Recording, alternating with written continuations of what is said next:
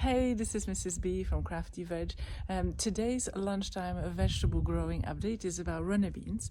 I've just picked these from the trellis behind me. I've been growing very successfully the runner beans, although I had quite a few issues to get them started, because first of all I planted them too early, so that the first batch I planted too early because frost got it.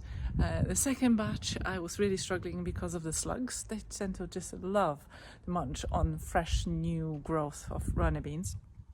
Finally, when I got them going, there is an awful lot of them now, so I kind of overdone it, but that's fine. So I would say definitely grow runner beans next year if you want a lot of food. They have been cropping for months, and today is 8th of October, and I still have managed to pick enough for dinner.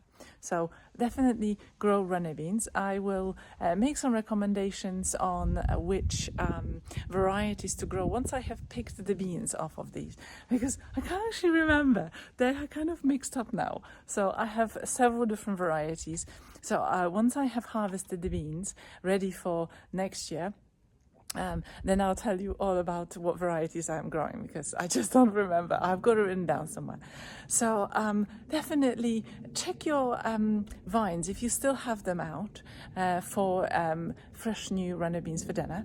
And I'll tell you, definitely save the seeds. So I am growing some of the bigger pods. You can see this one's really nice and swollen.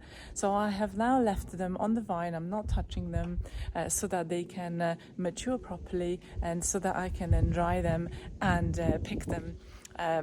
Take them out of the pods and then dry them, and then use them next year for growing my own runner beans. So actually this year I didn't actually have to buy any runner bean seeds, because I saved them from last year. So definitely do that. That will save you a lot of money, so you don't have to spend any money on buying the seeds. But the first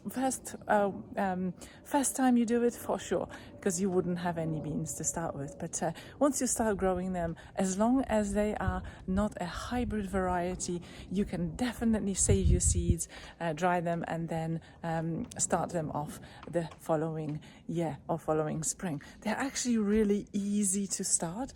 I start them in toilet rolls, the ends of the toilet rolls.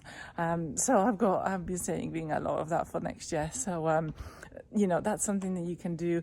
Save the environment, reuse those. They break down in the soil, and what it means is that you will minimize the disturbance of the root, so that when you plant them, you don't have to sort of disturb the roots at all. So that's a quick update on runner beans growing. Subscribe to my channel if you haven't done that already for more lunchtime vegetable growing ideas. So for now, thank you very much for watching, and take care.